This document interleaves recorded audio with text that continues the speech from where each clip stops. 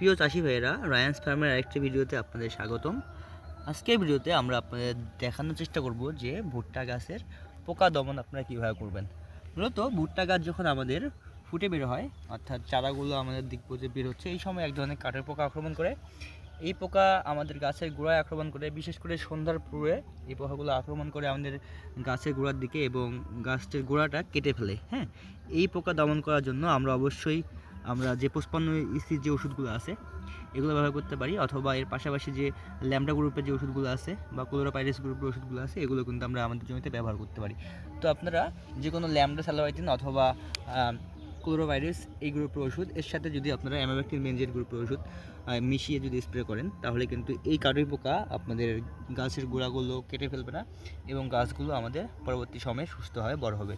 এর পাশাপাশি যখন আমাদের গাছ ছোটো থেকে একটু বড় হবে, আচ্ছা, গাছের পাতাগুলো যখন একটু বড় হয়ে যায়, এই সময় কিন্তু আমাদের জমিতে আরেক ধরনের আমরা পোকা আক্রমণ দেখতে পাই। মূলত এই পোকাটা আমাদের গাছের যে কাণ্ডটা আছে, অর্থাৎ মূলত মাথাটা আছে, এই মাথার ভিতরে থাকে এবং এরা বিশেষ করে সন্ধ্যার পরবর্তী সময়ে গাছের পাতাগুলো খেয়ে ফেলে এবং গাছের মাথায় দেখবেন যে মলত্যাগ করতেছে। হ্যাঁ, এই পোকাগুলো কিন্তু আমাদের গাছের যে পাতাগুলো আছে বা কাণ্ডগুলো আছে এগুলোকে একেবারে খেয়ে ফেলে এবং আমাদের গাছের গ্রোথ কিন্তু একেবারে নষ্ট করে ফেলার চেষ্টা করে।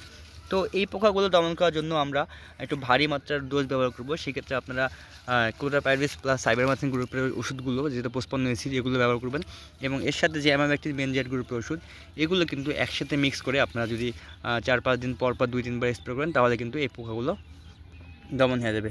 বন্ধুরা, মূলত এই পোকাগুলো আমাদের দেখা যায় যে কয়েকদিন পরপরই ফিরে আসে। তো আমাদের রেগুলার কিন্তু আমাদের এই স্প্রেগুলো করতে হবে এবং এর পাশাপাশি আপনারা কিন্তু প্রাকৃতিকভাবে যে নিমের যে বীজগুলো আছে বা বীজগুলো থেকে যদি আপনারা যদি প্রাকৃতিক নির্যাস তৈরি করতে পারেন, সেক্ষেত্রেও কিন্তু এগুলো অনেক কাজ করে। হ্যাঁ, এর পাশাপাশি যে আমাদের যে মেহগনির ছাল বা মেহগনির যে বীজগুলো আছে এগুলো দিয়েও কিন্তু আমরা আমাদের এই পোকাগুলো দমন করতে পারি। বিশেষ করে আপনারা যদি সন্ধ্যার পূর্ব মুহূর্তে যদি আপনারা স্প্রে করতে পারেন, তাহলে কিন্তু এই পোকাগুলো মারা যায় এবং এরা বারবার ফিরে আসে না। হ্যাঁ, আমাদের বিশেষ করে আমরা যখন সন্ধ্যার পূর্ববর্তী সময়, অর্থাৎ শেষ বিকেলে যদি আমরা স্প্রে করি, তাহলে কিন্তু আমাদের এই পোকাগুলো আমাদের জমিতে দমন হয়ে যাবে।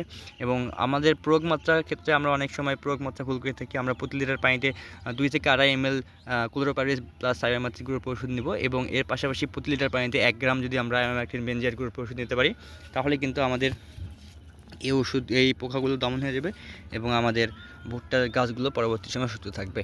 ধন্যবাদ আপনাদের।